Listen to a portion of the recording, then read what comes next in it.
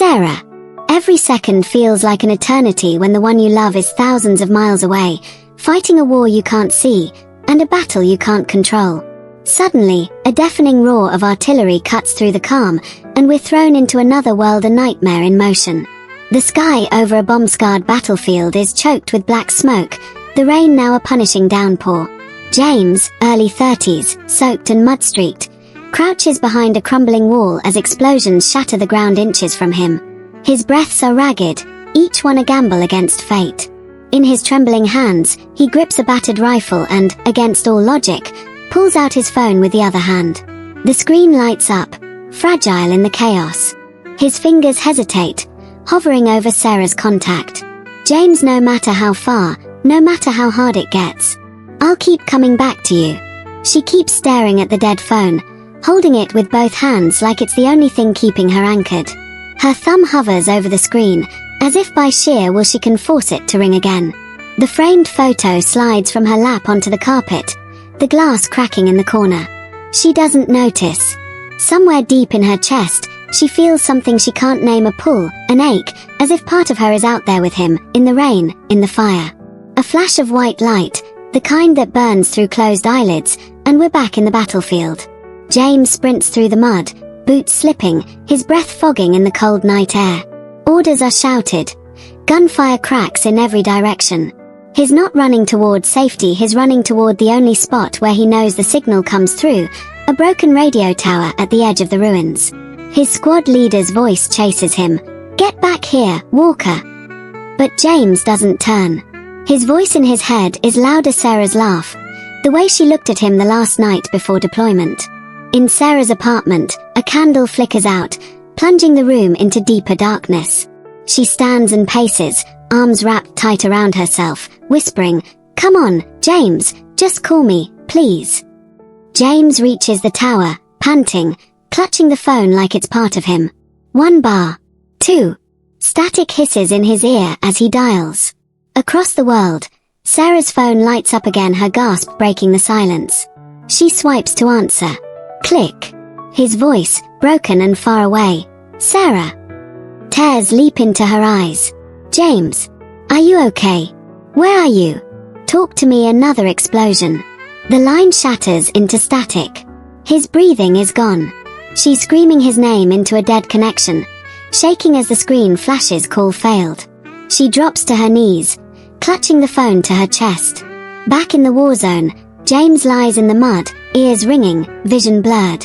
He crawls forward, dragging himself away from the blast site, phone still in his grip. He sees the photo of Sarah tucked in his pocket, smeared with dirt but untouched by fire. His lips twitch into a half smile, even as darkness creeps in at the edges of his sight. Hours pass. For Sarah, each minute is a lifetime. She doesn't sleep. She sits by the window, watching the rain slow, watching the faint light of dawn stretch across the sky. Her phone is silent. The storm is gone, but the silence is louder. In another world entirely, James wakes to find himself in a makeshift medical tent. His hand goes to his chest, the photo is still there. A medic leans over him, telling him to rest, but his mind is already calculating how many hours until he can try again. Sarah's eyes are red, her hair a mess, but she still holds the phone like it's a promise. She doesn't know when he'll call again or if he even can. But when the screen finally lights up with incoming call, James, she doesn't hesitate. Her voice is a broken whisper as she answers, "I'm here." James's voice comes through, weak but steady. "I told you, Sarah, no matter how far, no matter how hard, I'll keep coming back to you." The airport is a blur of rushed embraces and muted announcements, but for Sarah and James, the world has slowed to the rhythm of their heartbeat. She grips his uniform collar, memorizing every inch of his face as if afraid it will fade the moment she lets go. His hands cup her cheeks, eyes locked on hers, a promise already forming before he speaks. "I'll call you. Every chance I get. I'll come back and we'll do it all, the wedding, the house, the kids, everything." She smiles, fighting tears. "You'd better." They kiss, long enough for the world around them to disappear, and then he's walking away, duffel bag swinging, head turning back one last time. She waves, holding herself together until he's gone. The first weeks are golden. Even from thousands of miles away, they share dinner over video calls, laughing about nothing, trading stories. She keeps a notebook filled with wedding plans and baby names, every page bursting with the future they're building. But slowly, the calls become shorter, then less frequent. The video freezes more often than it plays. Sometimes there's no signal at all. His voice, once warm and steady, becomes a patchwork of static and pauses. When she asks where he's been, his answers are vague, can't say right now. Just trust me. At family dinners, she notices the sideways glances, the half-whispered questions. Her mother's voice is soft but pointed. Sweetheart, maybe you shouldn't put your whole life on hold. You don't even know where he really is. Friends bite their lips, offer sympathetic smiles, tell her she deserves someone present. The doubt seeps in like cold water under a closed door. One rainy afternoon, while searching for an old photo album, Sarah finds a weathered envelope tucked into the back of a drawer. The handwriting is unmistakable James's.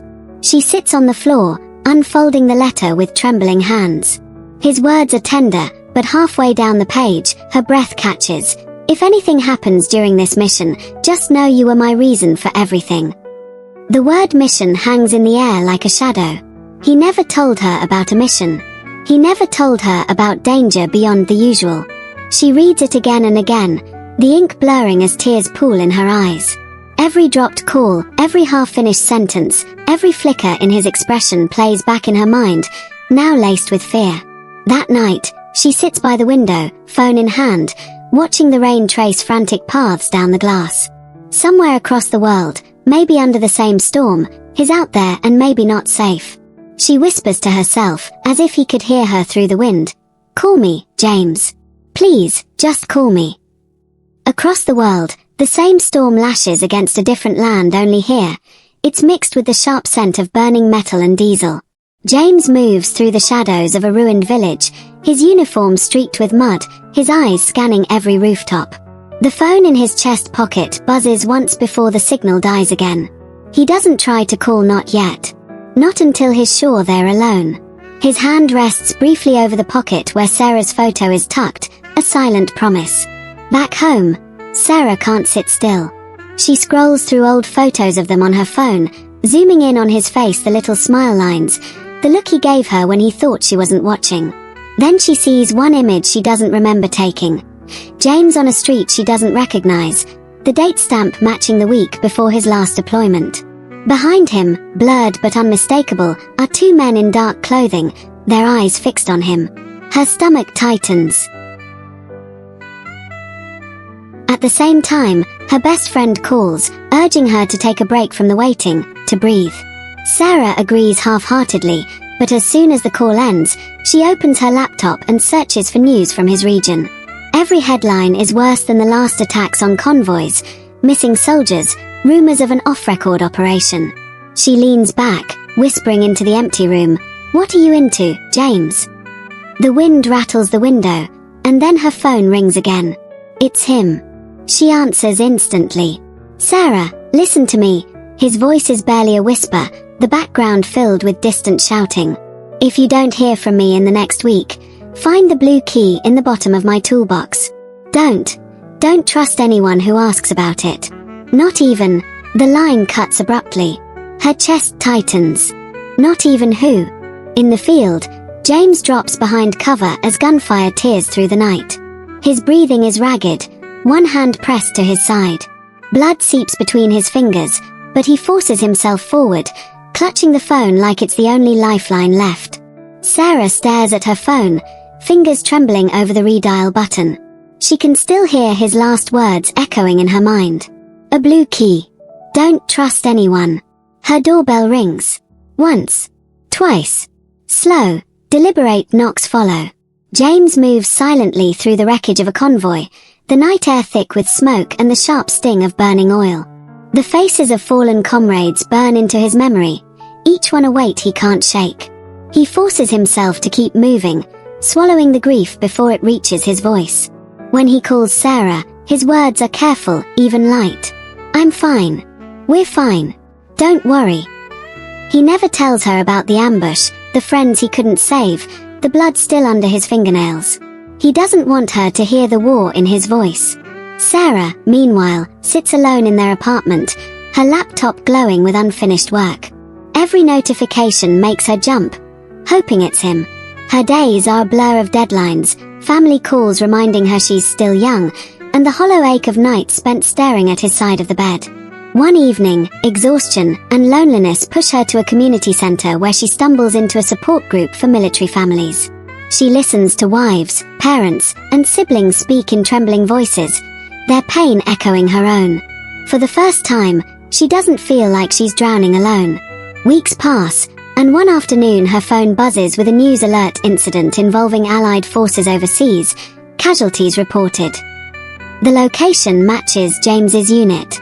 Her breath stops. She calls every number she has, but no one can tell her if he's alive. The silence is suffocating. Days stretch into sleepless nights. Every unanswered message, every failed video call plants a seed of doubt. She replays their last conversation, his voice distant, almost distracted. Maybe he's pulling away. Maybe he doesn't want her to wait. At work, a hand rests gently on her shoulder. Michael, a co-worker with soft eyes and an easy smile. He's noticed the way she's been shrinking into herself. Over coffee breaks, he listens without judgment, making her laugh when she didn't think she could. His presence feels safe, uncomplicated. And yet, each time he looks at her, something unsettles her because part of her wonders if this is what moving on would feel like. That night, James sits in the dark of a makeshift bunker, staring at a photo of Sarah, her smile half hidden behind windblown hair. He remembers the sound of her laugh, the way she'd touch his arm mid-sentence. But as he closes his eyes, Michael's name, the one she'd mentioned casually months ago, echoes in his mind. He doesn't know why, but it cuts deeper than shrapnel. Sarah lies awake in bed, her phone on the pillow beside her. Michael's text, "Hope you're okay tonight," glows on the screen. She hesitates before replying. Outside, rain begins to fall, soft at first, then harder, as if the sky itself is building toward something it can't contain. Somewhere across the world, James is running through that same rain, boots splashing through mud, clutching his rifle in one hand and his phone in the other. His breath clouds the air as he presses a number he's dialed 1,000 times. It rings once, twice. There's a pause on the other end, broken by the muffled crash of something heavy, shouting in the background, and his breathing fast, urgent. "Sarah, I don't have long. Just tell me you're okay." She closes her eyes, relief and anger tangled together. "I'm okay. But where have you been? Do you even?" Another voice shouts his name, the line crackles. "Not now. Please. Just, don't give up on me." The call drops. Sarah stares at the screen, her pulse thudding in her ears. "Don't give up on me." The words sound like both a promise and a goodbye. She scrolls to his messages, looking for something, anything that might explain, but all she sees are older texts, a breadcrumb trail of "I miss you" and "soon." At the same time, in a rain-soaked alley halfway across the world, James slips behind a crumbling wall, pressing his back against it as gunfire rips through the air. His fingers brush the photo of Sarah in his pocket, dirt smudging her smile. His chest aches not from the sprint, but from the thought of her wondering if he's still the man she loves. Back home, Sarah's doorbell rings. She jumps. It's late. She wipes her eyes, opens the door, and finds Michael standing there, holding a paper bag. "You didn't eat lunch. Thought you might be hungry." She lets him in, the warmth of his presence filling the room. They sit at the table, eating quietly, but she catches him watching her, not pitying, not prying, just there. For a moment, she lets herself imagine what it would be like if James never came back. The thought makes her push her chair back, mumbling something about needing air. Outside, the street is slick with rain. She tilts her head back, eyes closing against the drizzle, the cold waking something inside her, something like guilt. Upstairs, her phone buzzes again. She runs back, heart pounding. It's not a call this time. It's a message. From James. "If you see me again, things will be different. I swear." No location. No time. Just that. She stares at the words, unsure if they're a promise or a warning. The envelope is thin, its edges worn, as if it's traveled a lifetime to reach her hands. Sarah sits cross-legged on the floor, the room dim except for the golden spill of a single lamp. She runs her thumb over the handwriting she knows as well as her own before sliding the letter free. Sarah, if you're reading this, it means the mission's over, one way or another. I never told you the truth because I couldn't risk you carrying it. I was sent off-grid, no support, no backup, just a target I can't name. Every day I thought of you. When the noise got too loud, I closed my eyes and pictured you laughing at something I'd said. That's how I stayed alive. I don't know if I'll be the same man when I get back. I don't even know if I'll get back at all. But I do know this. Loving you was the only thing that ever made sense in this world. She presses the paper to her lips, tears sliding silently down her cheeks. It feels like he's in the room and a million miles away all at once. She clutches the letter as if it's warm. But no words on paper can tell her if she'll ever see him again. Then her phone rings. An unknown number. Her breath catches. She answers. This is the US military liaison. We have a wounded soldier requesting you at the airport. The world tilts. The line goes dead. She's already on her feet, grabbing her coat, the letter still in her hand. The drive is a blur, red lights ignored, horns blaring, rain streaking the windshield. Her pulse drowns out everything else. She bursts into the terminal, scanning the crowd until she sees him. James is in uniform, limping, a bandage on his shoulder. His face is thinner, his eyes older, but they lock on her instantly. For a moment, neither moves. Then she's running, his arms opening despite the pain. They collide in a hug that's desperate, uneven, and entirely real. She pulls back just enough to see his face. You're here. I told you, he says, voice cracking, I'd come back to you. But under the relief, there's a shadow, the mission's weight still between them. Questions unasked, answers not ready to be spoken. They stand there, holding on like they're afraid the other might vanish again. Alternate ending for maximum heartbreak. The letter ends differently.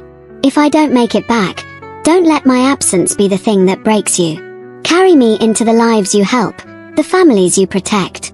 Be the light for someone else when their world goes dark. That's how you'll keep me alive. The airport scene never happens. Instead, Sarah stands in a support center, guiding a trembling young wife through her first weeks without her husband. Her voice is calm, strong, a tone she learned from surviving her own storm. Later, she walks alone to the beach. The horizon burns orange in the sunset, the waves pulling in and out like breaths. She closes her eyes, letting the wind whip her hair, and whispers into the vastness, I'm still here, James. She smiles faintly, and for the first time, it's not only sadness that fills her, it's hope. The horizon is a thin, trembling line between deep blue and fire orange sky. Somewhere beyond it, she knows, is the place where James took his last breath, or where he might still be breathing.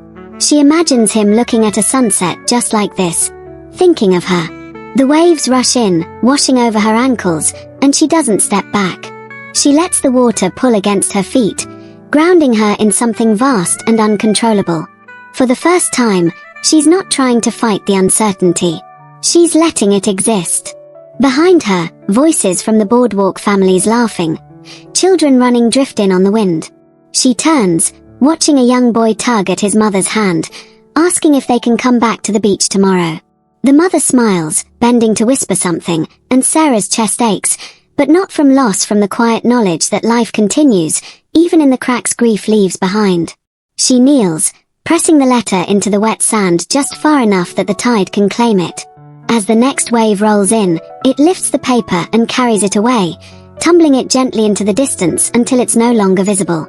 Sarah stays there a moment longer, breathing in the salt and the fading light, before turning toward the boardwalk. Her steps are slow, but steady. Somewhere in her mind, James's voice, warm, teasing, alive, says, "You're stronger than you think, Sarah."